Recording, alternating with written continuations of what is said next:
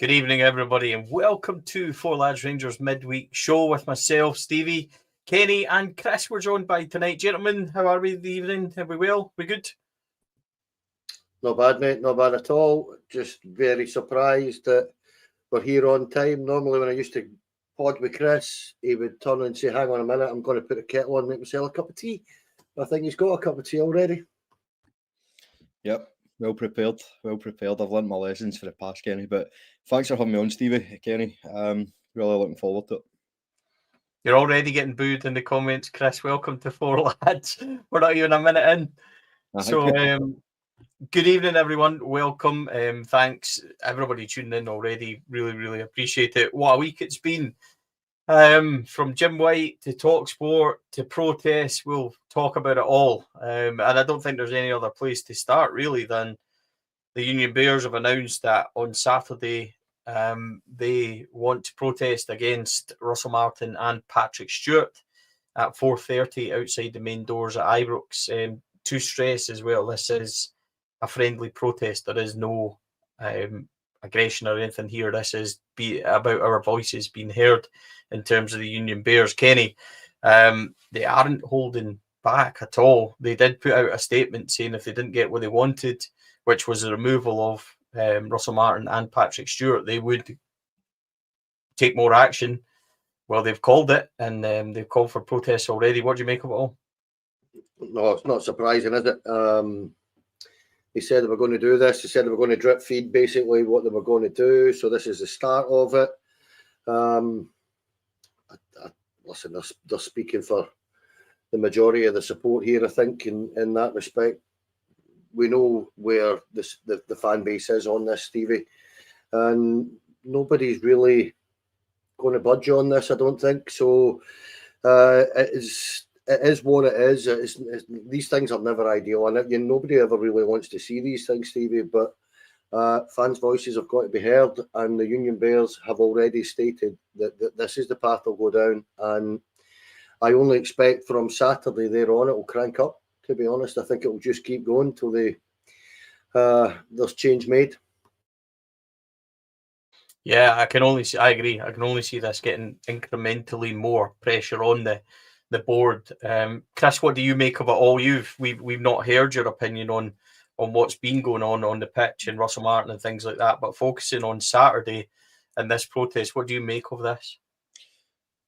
I think it's necessary. I'm very happy to see that Stewart is also within the sights of the Union Bears, because I think the Union Bears have captured the mood of the fans. Obviously, we're not happy with Russell Martin. That's a given. But there's also a huge element of the fan base that isn't happy with Patrick Stewart. And I felt he was getting away with it a wee bit purely because all the negativity was directed towards Russell Martin himself.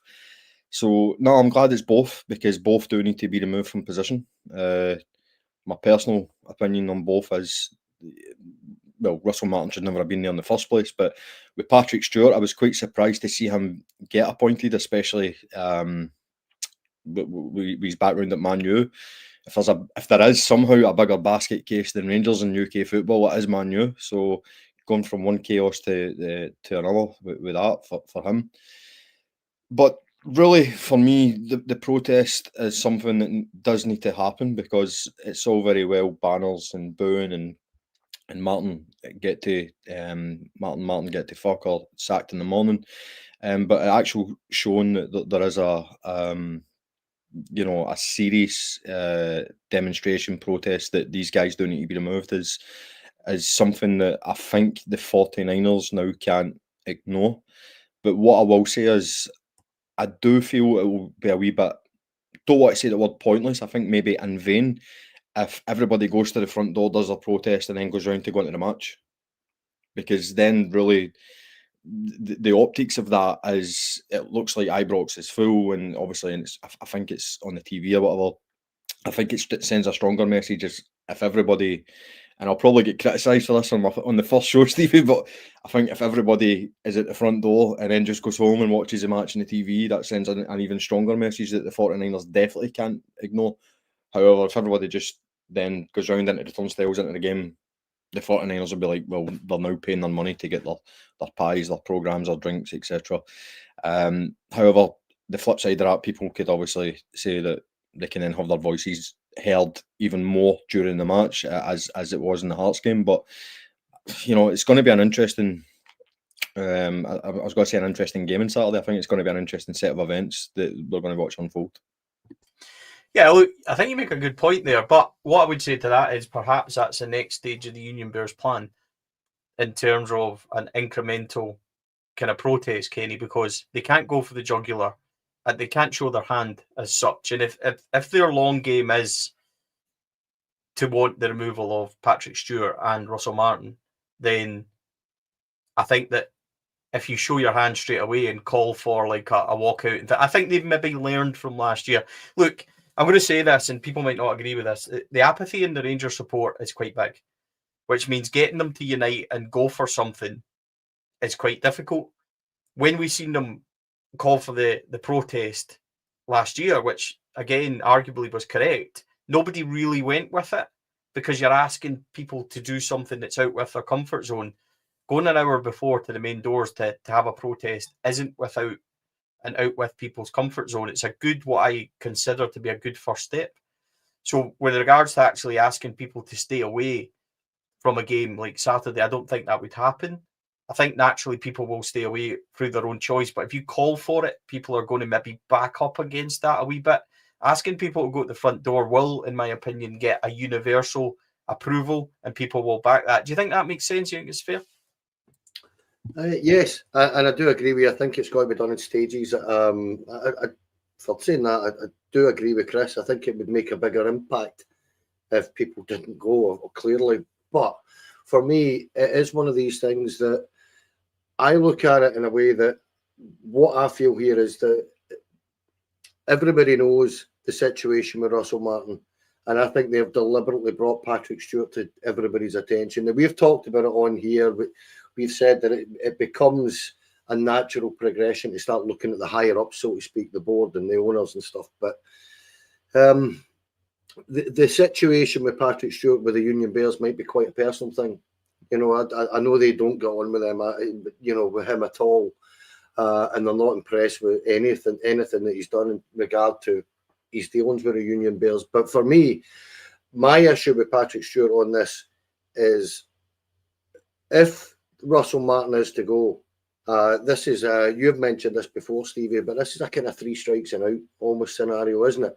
How many mistakes do you want to make, and do you want this guy to lead you into the chance to go and back and find another manager or another head coach? Because I don't. I think he's, Chris has made a good point about Man United being a bigger basket case than us. It's debatable. You know, we're top of the basket case table between the two years here on goal difference. But for me, it's just one of these things that you look at the Jim McAllister thing, that's another thing. You know, I know you had mentioned this before, but it's been highlighted this week again. You look at the backing of Philip Clement. You look at the banner situation. You look at this in terms of Russell Martin, and it's this don't back down, double down nonsense that somewhere along the way, it's easier just to admit your mistakes than to turn around and go against an entire opinion and an entire fan base's opinion. But for me, I do understand what you're saying in regard to it's going to just crank up with the Union Bears, I think. If they don't get... now, Russell Martin will go. Put it this way, this is what will happen. Russell Martin, whether they like it or not, Russell Martin is going to end up leaving this football club, because when you actually look at this Rangers team, it's a shambles. And there is nothing that's a quick fix about what he's trying to do. He's not going to remarkably find, a solution to this. He can't, because he doesn't have one. It's clear as day he doesn't have a solution to fix this.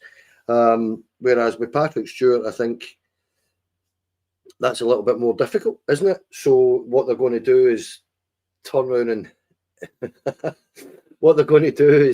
and crank that up even more over a period, mate. I'm convinced of it.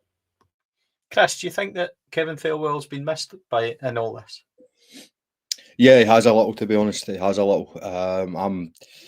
You won't be surprised to hear this, Stevie, but I'm a big critic of Thelwell. I think he came with a fairly decent reputation.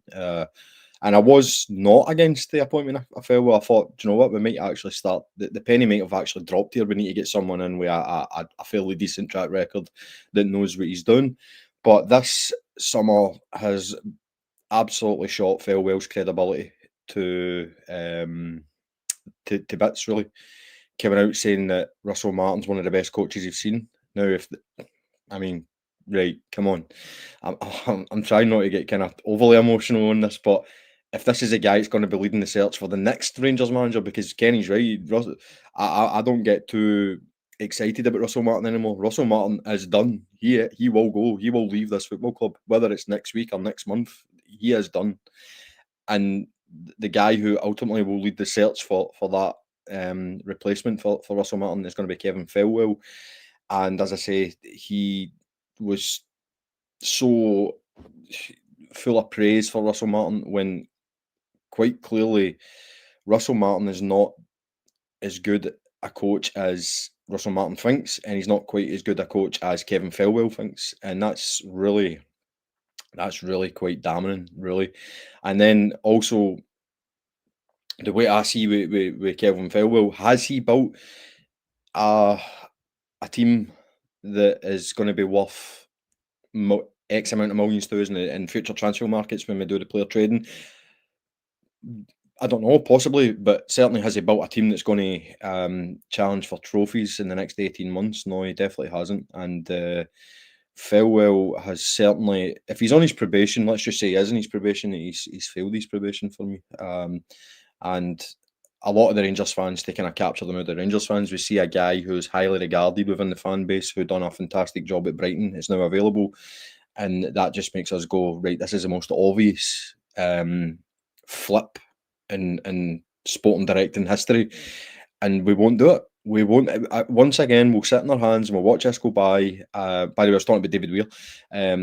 We'll watch this go by. Thelwell probably will leave in the future. I don't know if it's going to be in the near future or distant future, but he definitely will leave, and he'll leave under a cloud. He won't leave being lauded by the fans. And then once again, we're on a search for somebody to fix Thelwell's miss. So yeah, Thelwell definitely has been missed, but I think by targeting the two faces of the club, which is Russell Martin and Stewart, I think Thelwell will then become collateral damage inevitably. And right at this present moment, rightfully so as well. Yeah, it's interesting. I think Kevin Thelwell will become the master of his own downfall with that club interview.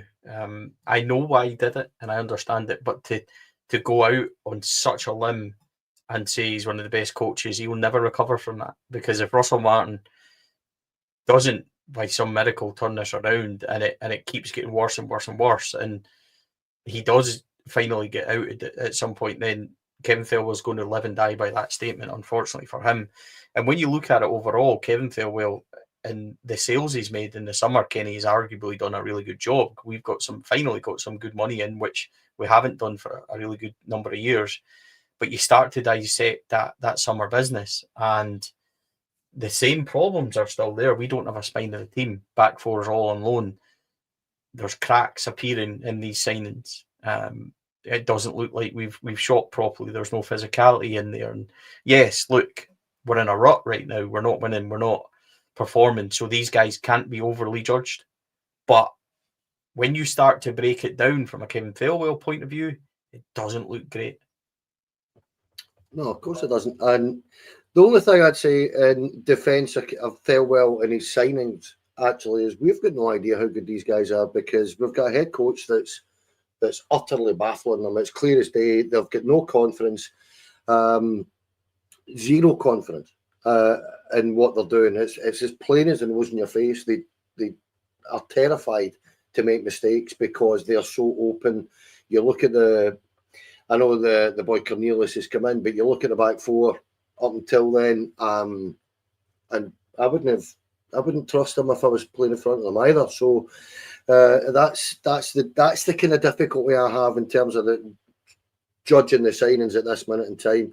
We're very quick at that at Rangers, aren't we? We judge guys really, really quickly, and sometimes to our detriment, and they're away before and we see boys like Thelwell or whatever who are ending up top players. But in terms of the comment, as I mentioned this a couple of weeks ago, Stevie, when he said it, I thought that was the most insane comment you could come out with as a sporting director. It's just mad to turn around and back that guy to that degree when you're sitting looking at that team and thinking they're a shit show, they're a mess. How can you back that to that degree? That's what I would say. Kenny, I would also interject here as well. This is something that I've always really said about anybody that comes to Glasgow, especially Govan, is no matter what MD says about us, we're not a stupid fan base when it comes to football matters. We are clued up. We're probably one of the most clued up fan bases in all of Europe. We know what we see. We know what needs to happen. We know what it takes to win. And this is Kevin Thelwell, Patrick Stewart and Russell Martin's biggest issues. They've completely underestimated the fan base. They think that they can use buzzwords and we'll buy it. We will buy it if we see it on the pitch. We've not seen anything on the pitch. We've not seen anything off the pitch from Patrick Stewart. And then Thelwell coming out with, he's one of the best coaches ever. I mean, come on. He's, again, this is probably another guy that's not done his research into Rangers fans, because we know what makes a good coach. And unfortunately, yeah, we've had a bad run of them, or, below standard anyway. But we do know what makes a good coach. We do know what a well-coached side looks like. We do know what it takes for coaches to succeed at this football club. And that's why we didn't want Russell Martin to begin with. And then having that backing from Thelwell, and even when he came in, he plays front foot, aggressive, attacking football. I mean, if I was Thelwell, I'd be sacking Martin tomorrow, because he's done him a kipper to try and save some of his credibility. And that's what makes it even more concerning, that he's doubling down, as Kenny says.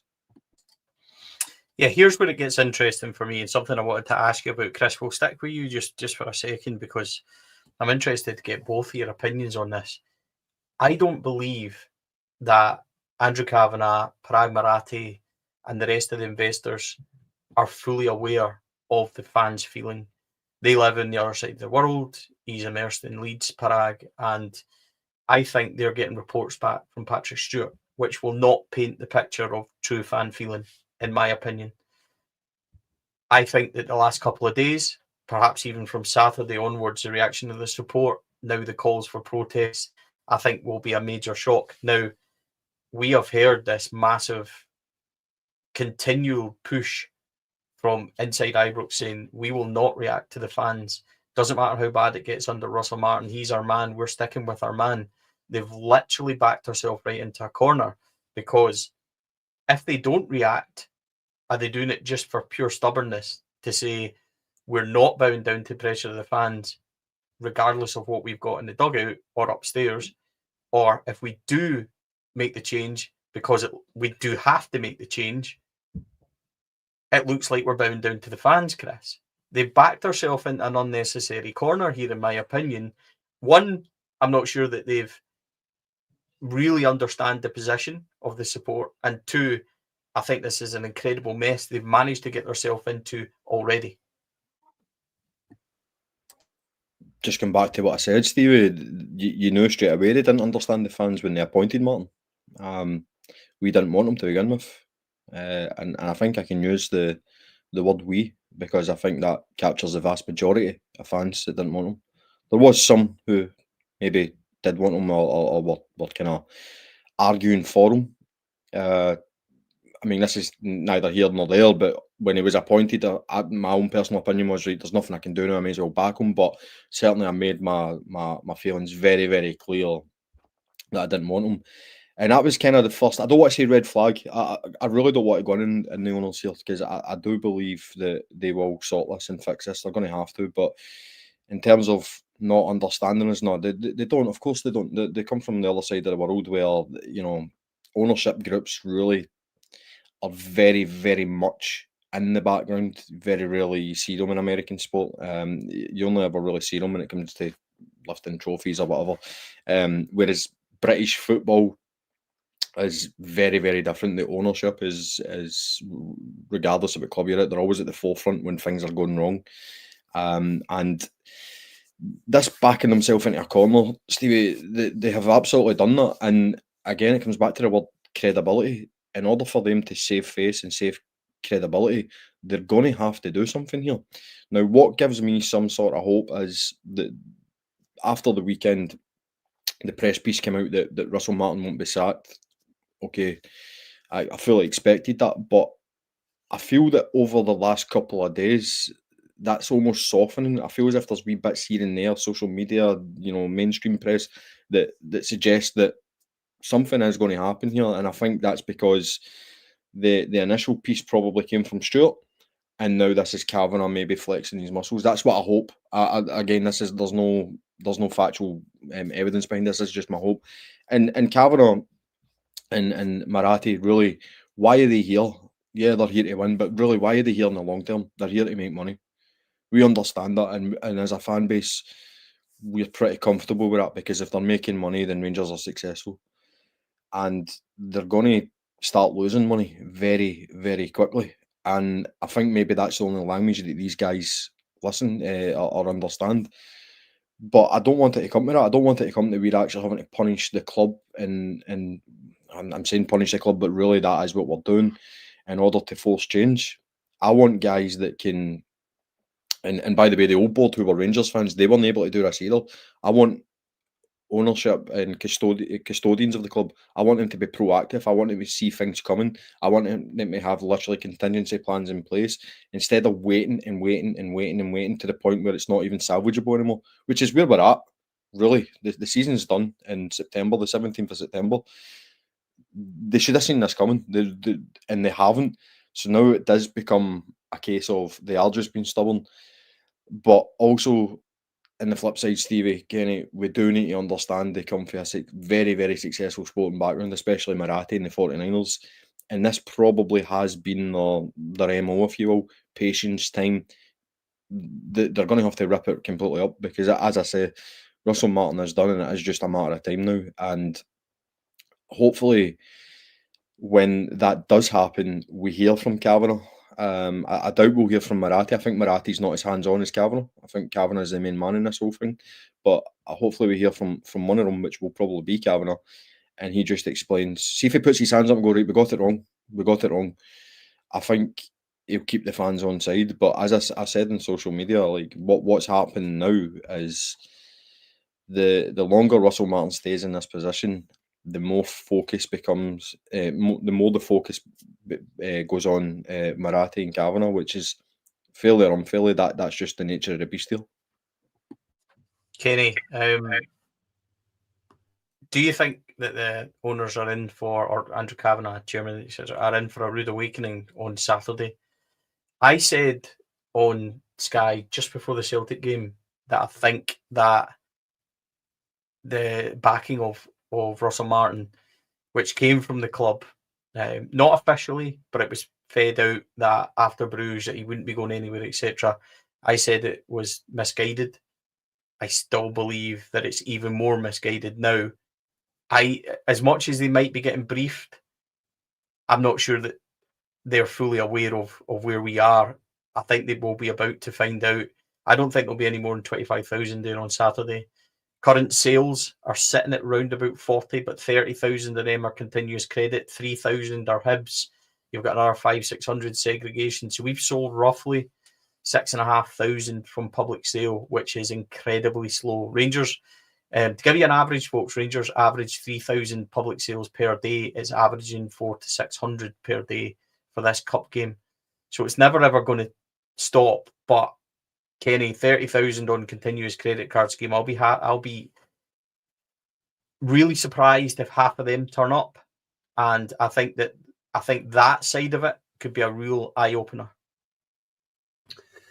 Oh, will be an eye opener for them up to a point, but Andrew Kavanagh shouldn't be surprised at this at all. Stevie, he was at the St Johnstone game where the Union Bears did their protest last season, and watching an angry mob, and well, it's an even bigger shit show at the minute than it was at that point last season, and that's saying something. So if he's surprised, then he shouldn't be, and he should be well versed. And I actually think you two have both mentioned there, guys, that they've backed themselves into a corner. I don't know how much they've backed themselves into a corner, or the board have backed the owners into a corner, more than the owners backing themselves into it, because as you've both said there, that they'll be taking briefings from Patrick Stewart and Fraser Thornton, etc., the members of the board. There's Americans on this board. They'll be fully aware of what's going on as well. So they will be aware of what's happening, Stevie. But I actually want to point out somebody like Douglas Park, who's now not on the board, but is a heavy investor and is there and still very much active. If he's not telling people round about that football club what an absolute shambles we are, and that's saying something, bear in mind some of the shambles Douglas Park managed to oversee, but he must be seeing this and saying to certain people within there, this is a wreck. Do you know what I mean? This is an absolute wreck, and your CEO's not up to it, your head coach isn't up to it, we've got questions on your sporting director, all these things. Now, fair play to Douglas Park, because he invested a lot of money in the summer, as you well know, Stevie. That's all very good and well, but open your mouth, because it's just like the one thing that you could sit there and complain about certain investors over the years, mate, and they won't open their mouth about things. So, no, they shouldn't be surprised at this. They really shouldn't. And if they are, it shows a hell of a naivety, in my opinion, and also a lack of due care. To be honest with you, this is Rangers. No matter what you say, they're sitting in 10th place. We're in serious danger of going out the League Cup. We've already had one of the biggest humiliations of our entire history. If you're not aware of that as an owner, then God help us, Stevie. Honestly. What about the players though, Chris? Because there's a lot getting put on Russell Martin. There's a lot getting put on everybody, really. The players really need to stand up, because as much as, you know, if we all pile on and blame Russell Martin for everything, you know, I get it. I understand the viewpoint. But that performance level on Saturday was in the first half, and I've been going to watch Rangers now for 30 odd years. That's to be quite brutal about it, that's as shite as I ever remember it being. And just basic stuff, not tracking. Look at that first goal. Diamande stops tracking. Giga and Tav jogging back. There's no tackle. There's no pressure. We're not running hard. We're not tackling hard. It's the exact opposite of everything that we were promised. In fact, it's so far away from the opposite, Chris, that it's in a different stratosphere. We can blame Russell Martin and talk about tactics and everything else. Surely the players need to be scrutinised and held up to account as well, because they are not performing in the slightest. And sadly, at times watching them, I watched them in Bruges, I watched them on Saturday. At times I'm watching them thinking, you guys have given up. That's it, Stevie. You've just answered it for me. They do not believe what the manager's trying to do. They are not buying what the manager's selling. They don't have a clue what they're meant to be doing. And ultimately, and this is the most important point, what they are being coached or asked to do, they can't do. So they're not being played to their strengths, they're not being played to their capabilities, they're not being played to their technical aspects of their game. John Souttar's the best example of that. John Souttar will you know, the old Scottish term when it comes to a centre half, he'll header his granny. John Souttar will do that all day. But Russell Martin wants him to be Pirlo. I mean, right, okay, madness, utter madness. But really, ultimately, what it comes down to, Stevie, is we can't blame the players, because most of them have left. The serial offenders have left. So we don't know what these new players are capable of until really they're unleashed in a system that works for them. What's the point blaming Tav? He's had it.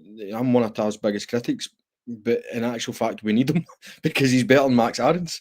Yeah, he should know better. He should be playing better. He should be leading the team better. But that's criticism of Tav over a decade. So he's not going to change now, is he? But really, he's still better than what the manager or Thelwell brought on in Max Aarons. Diamande, Very rarely is Diomande in his time at Rangers been used properly. Still not getting used properly. And I'm struggling to think some of the other offenders that have been there for the last couple of years, because as I said, we got rid of most of them. So it's a completely whole new set of players that I think that's why the fans have been hesitant to criticise them, because the fans can see themselves. The players aren't feeling it. The players aren't. I don't want to say the players aren't playing for them, but actually, do you know what? I'm going to say that because they aren't. They clearly aren't, and I think fans understand that. And I think these new players, especially, will be judged when it comes to a new manager, not under Russell Martin, because the whole place is falling apart. The whole place is on fire right now under Russell Martin, and it all does come back to him. It really does. And Suter is the best example of that for me. We know what kind of defender Suter is. So with other players in the field, whether it's Diomande, Barron, Mekoma or Tav or whoever, we might not be able to kind of identify the intricacies of what Martin wants them to do, because it might be quite niche, it might be quite subtle. But with John Suter, it's so very obvious what he wants John Suter to do. We can all see what he wants John Suter to do, and we can all see that John Suter can't do it. Yet game after game after game after game, he's continuously asked to do it, to the point where I actually at the weekend, I felt sorry for Suter, because Hearts were quite happy to sit back and allow Suter to try and spray the ball. And Suter, you could, for the first time this season, Suter was losing his head. You could see it. He was shouting and bawling because there was a situation with Suter on the ball. Hearts were just sitting back going, on you go, mate, do what you want. And no player was making a run for Suter. Like, not one player was making a run for him. They were all just static. What is he meant to do in that situation? And are you telling me that that's the players choosing not to make runs, or is that by design? I don't know. Either or doesn't reflect well on Martin, does it? Kenny, when Bojan Majowski signed, I sat here and prattled on like I do and said he's a good player. Excited that we've signed him. Am I convinced he'll make a difference? No, because we don't create chances. Lo and behold, I think he got subbed off against Celtic, but 2 almost full 90 minutes later, Bojan Majowski has not had a sniff. We've not created one opportunity for him. He's not even had a fucking half chance. This is how bad it is. And he's gone off his nut because he's making runs. He's looking for the ball. He's not getting it. We can criticise the players and talk about their attitude and things like that. And I think that's valid. But as Chris says, ultimately, and I don't like to say it because we'll be back on and people say, is this an anti-Russell Martin podcast? It's not. It's about pointing out what we're seeing. If you're not creating chances, don't be surprised when these results keep coming, surely. Well, of course, but what I would say about Bojan Majowski, you were there on Saturday, Stevie. See that first half, that boy was making some cracking runs. He was bending his runs, he was arcing, he was getting in behind. It was the same in the Celtic game. He was leading that line, he was pulling their back four about, and not one of our players is looking for our number 9. None of them are looking for the guy who's going to score the goals.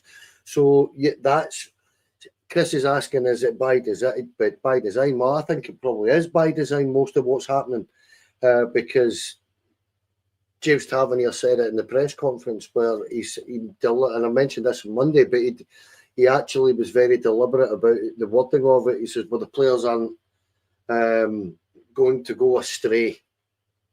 And what is that? That to me is, if you read between the lines of what he's trying to say there, we're not allowed to. We're just got to do as we're told, and that's it. Well, that's why Nico Raskin's not playing, Kenny, remember?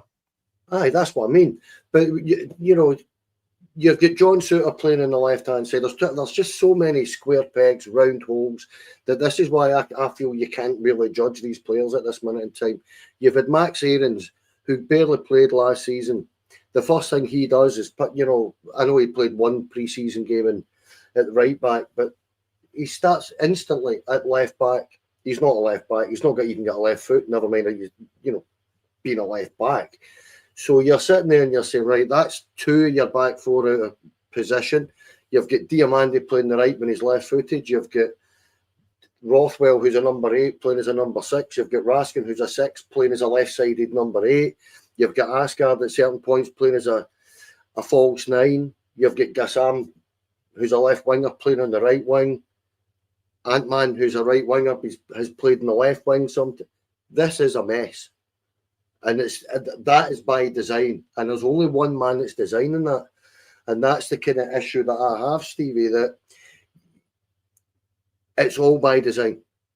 If you're not creating chances, and we are not creating chances, our midfield is as open as a hare's legs, if excuse my language. The back four couldn't keep Wayne's out of close. You know, it's a mess. You look at it's Butland to G. I mean, I'll give you an example. The big boy Giga. There's a perfect example of what not to do for me after an international break. Because you've got the new boy Cornelius, scores an absolute topper, 30-yard into the top corner, free kick. He's on the bench. Giga had 7 or 8 flights for 2 international games for Burkina Faso, where he didn't even play, but he had 7 or 8 flights in that time. And he's playing. And I know for a fact that Giga didn't expect to play. He wasn't expecting to play. So John Souttar's played really pretty well in the 2 games at right centre half for Scotland, but he's papped over to the left and Giga sat there playing where it would just make far more sense to play John Souttar in his natural position and Cornelius in his natural position, give Giga the break that he needs and just play people in their natural positions. So I'm sorry, if we're not creating chances, it's Russell Martin's fault because we've got decent players. There is no question. Miovski scored 60 goals in 2 seasons. We know what the likes of Raskin and Diamandi can do. Are they going to be good enough to win as a league? Maybe not, mate. But we know they're decent players, and it's by him. So eloquently put, Kenny. Chris, Barry Ferguson said that he would have bought Shankland, Josh Milligan, Gogic and Tierney. Would it have been here? How do I word this without everybody taking offence to this? Would they have been better under a Barry Ferguson team than what we are watching at this very minute? And would they have added to the spine of the team, which unfortunately I don't think we've fixed? Yeah, 100%. That's the short answer. I said when it was obvious that Martin was going to be appointed, I actually said we'd be better off with Barry. And that isn't a kind of, oh, look at me, I was right.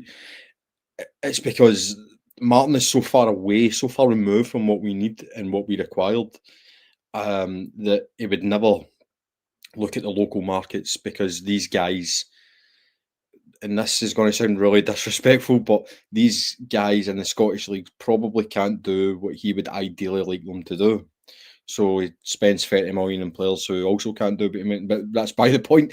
The spine and the Scottish element of the team is something that has been missing from Rangers. I mean, probably, and I hate going down this road as a Rangers fan, but probably since Walter left. You look at what Walter done when he first came back. He created a spine, and it was Scottish players. It was Davy Weir, Kevin Thompson. He already had Alan McGregor, so there's your spine straight away. And you could even go further there, Chris Boyd, so a right Scottish spine, and then filter it up with your Kirk Broadfoots and Stephen Naismith, Stephen Whittakers, Christian Daly, and then add on some of the academy players that were already there, your Charlie Adams and stuff like that, Alan Hutton, Stevie Smith. You could probably have named a starting 11 of Scottish boys, either academy boys or SPL as it was at the time. So for me, that was the most obvious thing for Rangers to go, the route for Rangers to go down this summer. I wanted Shankland. Yeah, he had a poor season the previous year, but you know what you get with Shankland. He will get you goals. Is he going to be this kind of mobile striker that will be out the box, bringing guys into play? Well, actually, he actually showed they can do that, but he's not going to do it anywhere near as effectively as maybe what these kind of, laptop coaches want him to do. But you know that he'll get you 20 goals in a Rangers team in the league. He will. He won't get it in Europe. He'll probably be the Chris Boyd role where doesn't play the big games, but you're pretty much guaranteed that way. Shankland, Gogic, I'm sick of seeing that guy have the game of his life every time he plays against us. I'm actually sick of it to the point I actually do think, why don't we just sign him? Seriously, why don't we just sign him? I totally understand that technically he's way below what probably is required as a Rangers player, but physically as a presence, he would be a fantastic signing for that alone in both boxes, in the big kind of European games or even the Old Firm games, being that presence, having that man marking role. When we're under the cosh a wee bit, getting his head onto things, because that's what he does every time he plays against us. He must win. I don't know how many headers he must win against us, but it's a scary amount. Josh Mulligan, again, very obvious signing, very low risk. And that's the key here, Kenny, the key phrase here.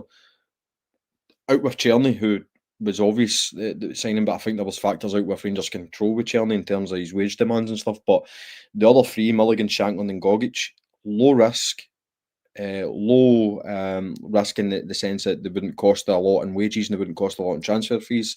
And if they don't work, it's easy to flip them because they're established SPFL players. You try to tell me that Hearts, Hibs, Kilmarnock, Aberdeen, they wouldn't take a punt on these guys. So you can get them out the door straight away if it doesn't work for them. And if it does work, then it's job well done.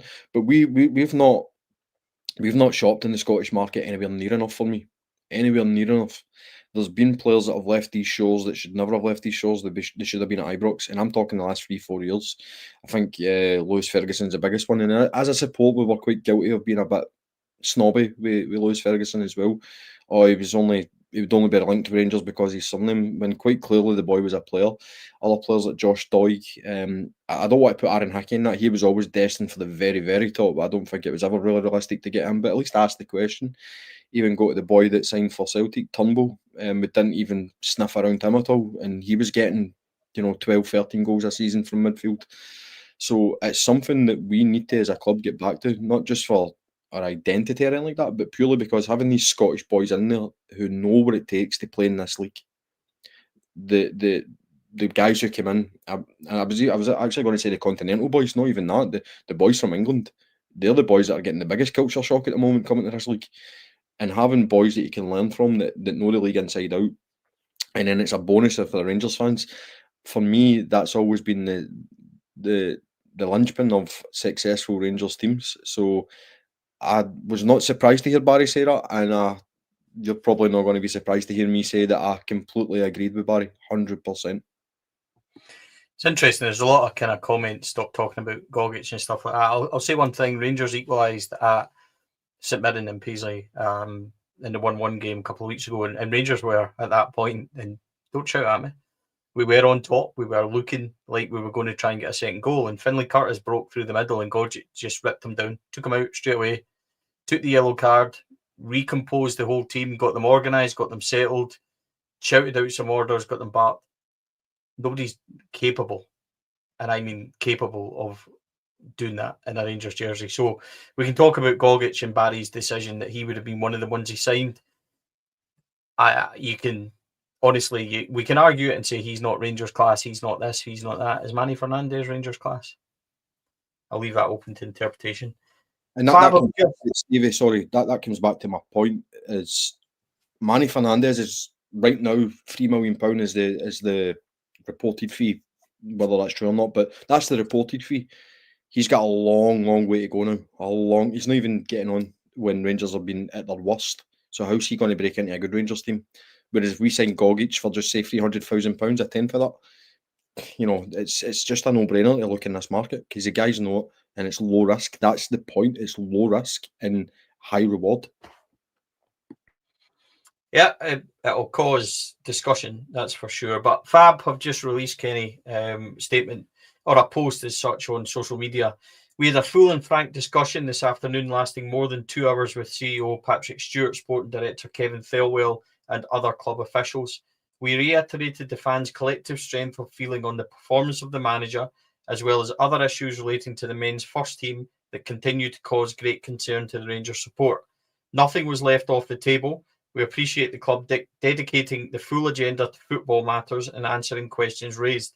Other items on wider club issues will be addressed at a separate meeting in the near future. The club continues to back the manager, a stance we forcibly challenged. Full minutes of the meeting will be published before the weekend. Kenny, your thoughts on that? I think the major thing is the last paragraph. The club continues to back the manager, a stance we forcibly challenged. We discussed it at the top of the show. Don't back down, double down. I mean, it is just that. And I'm now at that stage, Stevie, where I don't even know what to say to that apart from just shake your head and what are they all about, you know? And what's it going to take? Are we going to sit here losing Saturday, find ourselves bottom of the league, lose again? What is it going to take for these people to understand there is a real lack of identity about Rangers at this minute in time, and it's coming from the top. And I'm actually that's made me quite angry, but in a way that I just kind of feel almost like a despair. Like, you're not listening, you're not understanding. And Chris pointed to this, you know, at the start of the show. We're a very well educated fan base when it comes to football, because unbelievably, this, you know, the owners are this board don't see it right. Where what we've had to endure over the last 15 years or so, off the field, but with the success previously before it, we're quite well educated in football. We kind of we've turned over every rock and studied what's underneath everything, if you know what I mean. And for me with this, I just don't get what they're doing. I'm now at the point I do not understand. And when you have got the fan advisory board, you've got the supporters association, you've got the Union Bears, you've got every podcast going, you've got the entirety of the people that are going to Ibrox, you've got the entirety of social media supporters all turning around and telling you the same thing, and there's two people up there going, nah, we're not listening. That's what's happening, Stevie. You've got two people up there not listening, and that kind of now reiterates even more to me that they're not to be trusted with this. And as and when Russell Martin does go, yes, I am going to say it, the two of them better go with him. It's that simple, because to dig your heels in like this is nothing short of madness. I wouldn't expect them to say anything else. I've got to be honest with you. It does worry me though, you know, back down, double down, etc. I laugh at that because I always see the old, is Lemmy, isn't it, that says that, the old sketch and stuff. I always see that when he says that. How long are they going to let that continue? How long do you back this? Do we need to be bottom of the league? Do we need to be out the League Cup? Do we need this to go into November and still be an absolute shit show before they go, I see those lads a couple of months ago, it turns out they were right. That's my biggest issue, Chris. What's your thoughts on that kind of fab statement, and what jumps out for you? Apathy, honestly. I'm beyond I'm beyond interested in anything that they two or Patrick Stewart's got to say.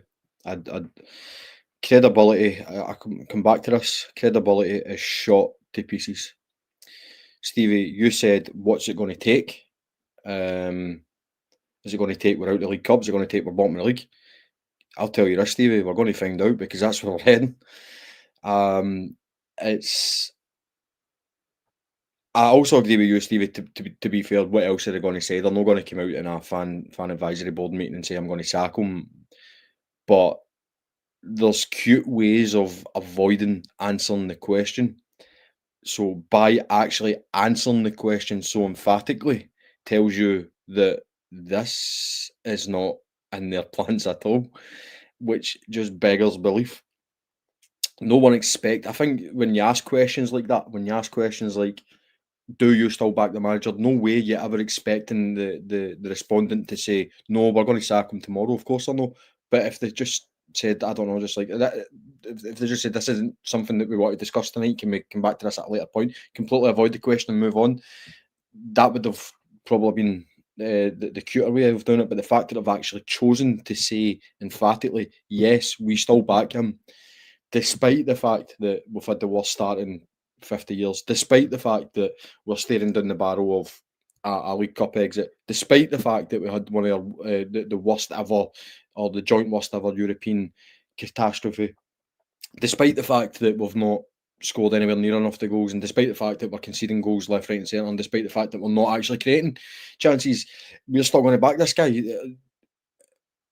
It's interesting for me because, see, now answering these questions isn't enough. I want an explanation. I genuinely want an explanation. Tell me why you're backing him. Tell me why you're so more clever than all of us, that you can see something that we can't see. Go on, tell me, because that's what trips them up. That's the question you have to ask them, because they won't have an answer. They will not have an answer. We know where this is heading. We know how this is going to finish, and we know how it's going to end up. So in the meantime, whilst they delay the inevitable and wreck the season even more, I think the question needs to be now not, do you still back him? It's, why do you still back him? Because they can't answer that. Even Russell Martin can't answer questions like that when he was asked. And I don't want to give this guy any credit, because he's no friend of the football club. But obviously, Tom English asking for specifics, he couldn't even look him in the eye. That's because they know they're bluffing it, they're winging it. Kenny, it's fair to say that we've received a lot of attention since Saturday. Managed to even star in Paddy Power's weekly, I don't even know what to call it, fan denial, isn't it?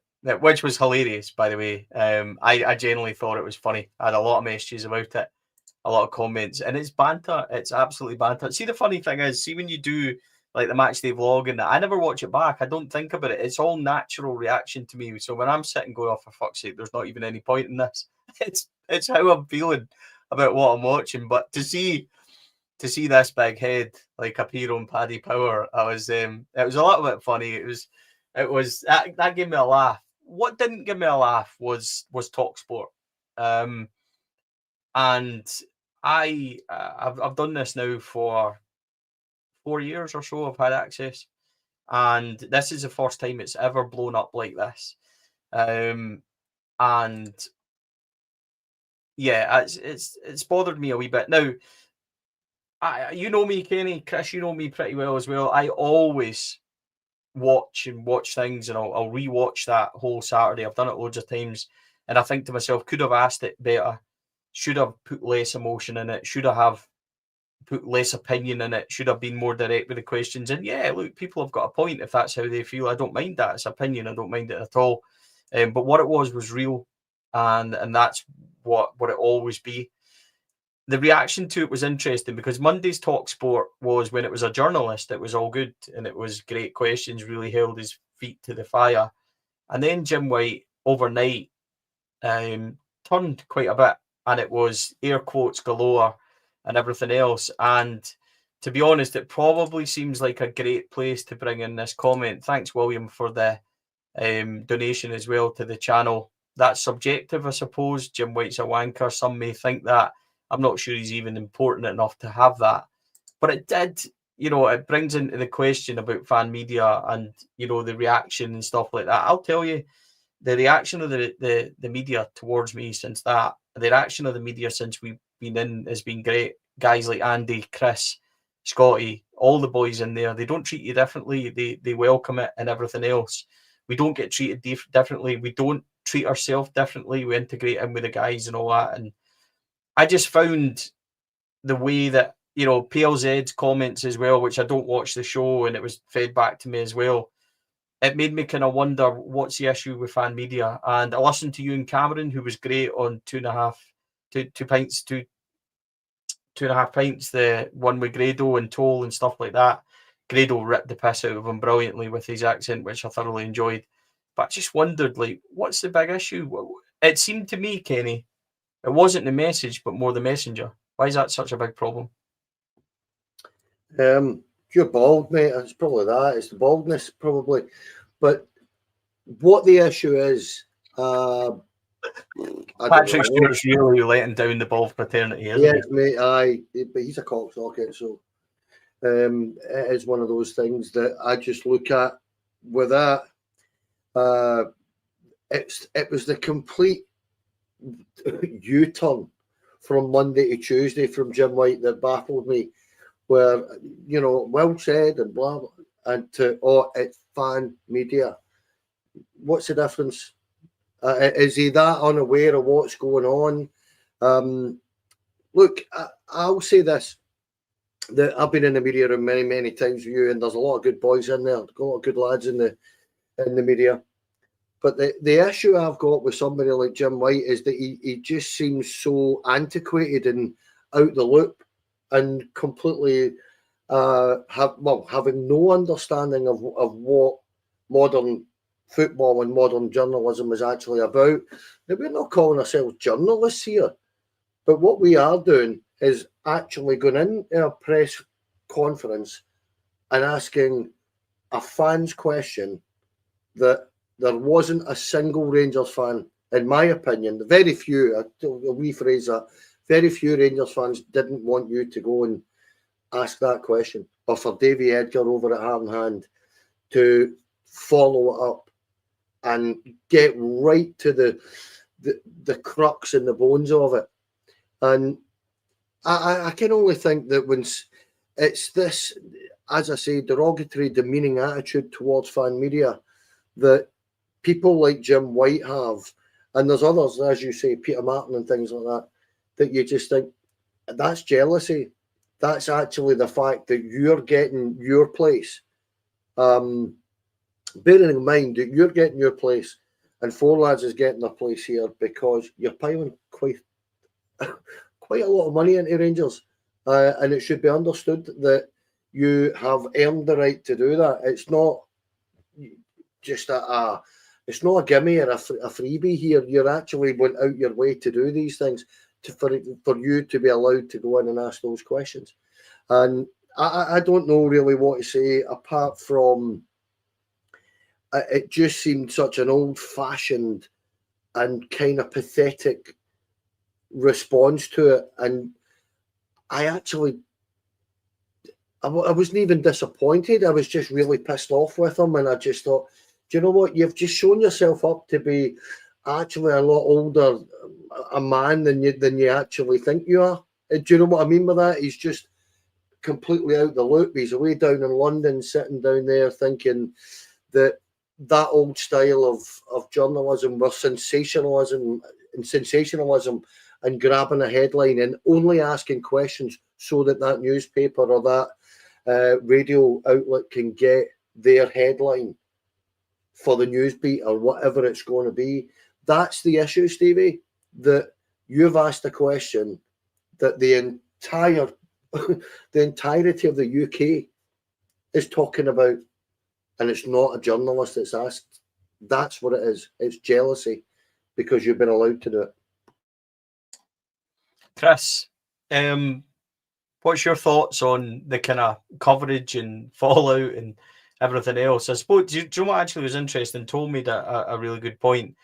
If it was a bad question or it was a bad moment, it probably wouldn't even have got the attention that it has done in the last couple of days because it made headlines everywhere inadvertently.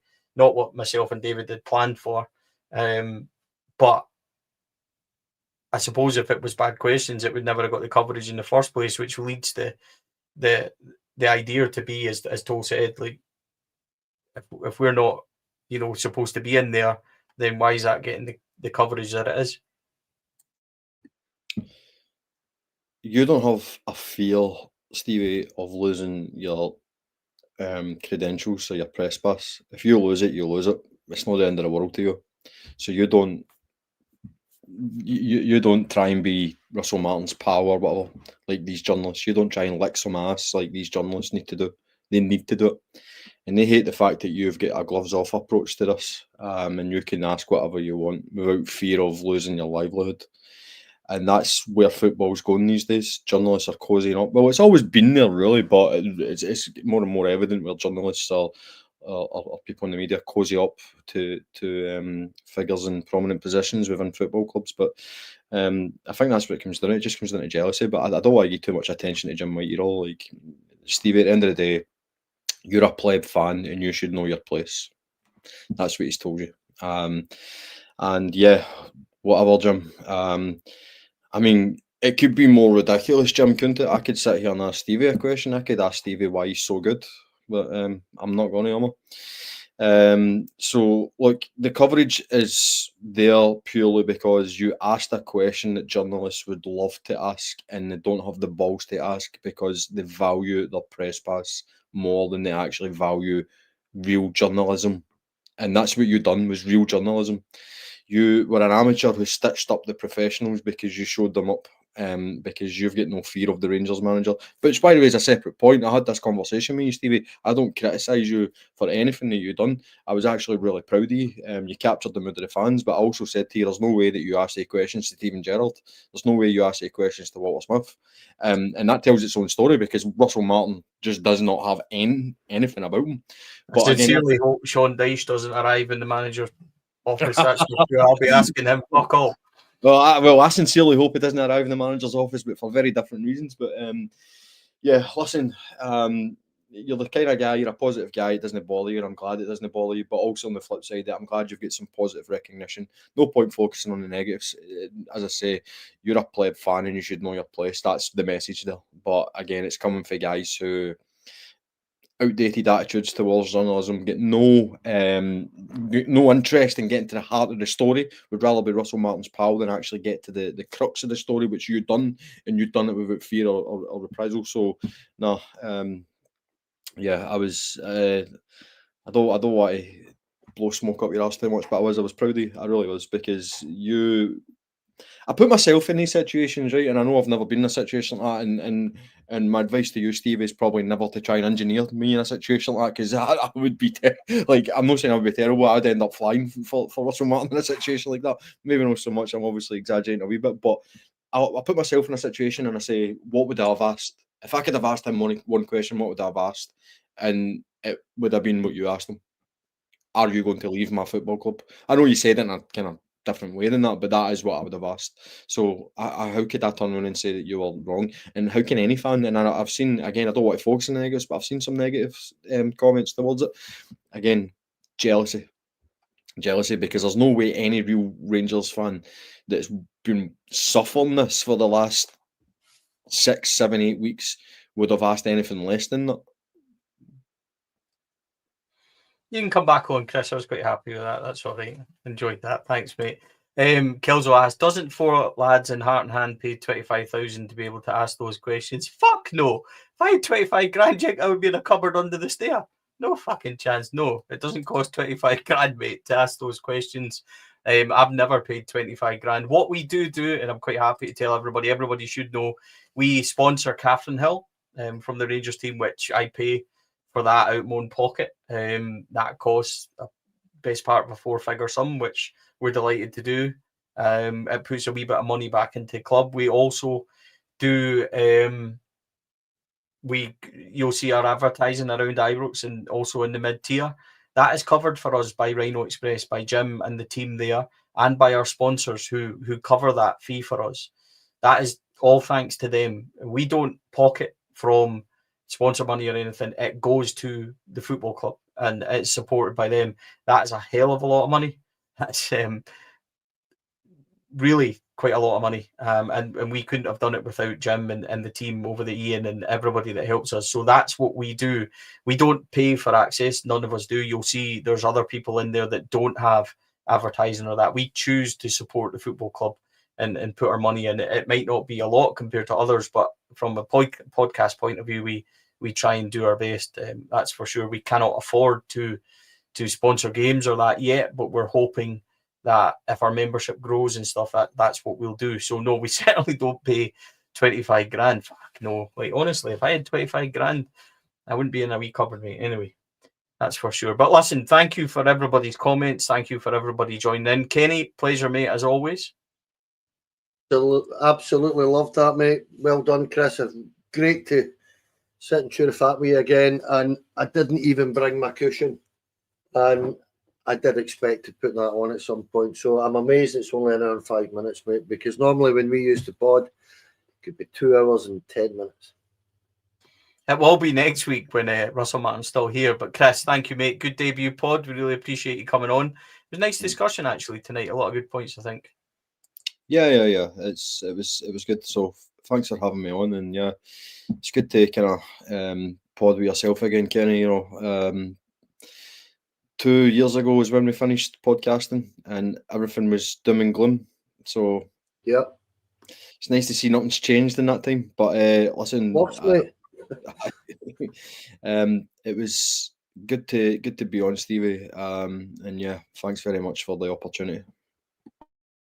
Yeah, Chris will be back on, folks. We'll be back every Wednesday at 7 o'clock. We are going to go at 7. Couple of reasons for it. Monday night, there's normally football on at 8 o'clock. People want to watch it, so we'll just go at 7.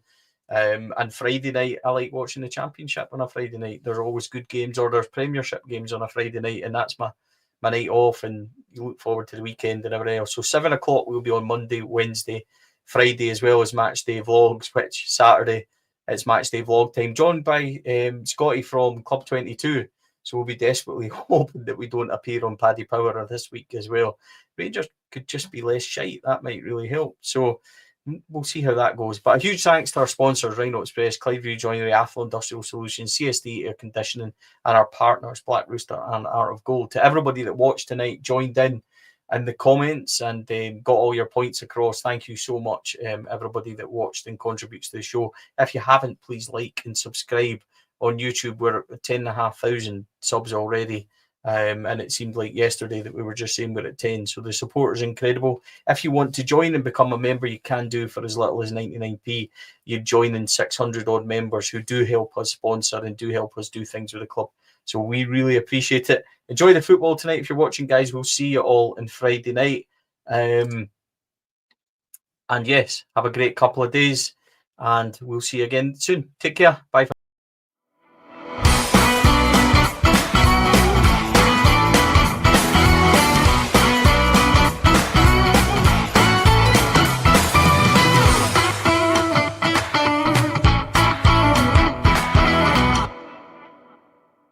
The Four Lads podcast is sponsored by Rhino Express, Clydeview Joinery, Athlone Industrial Solutions Limited, and CSD Air Conditioning, in partnership with Black Rooster and Art of Gold.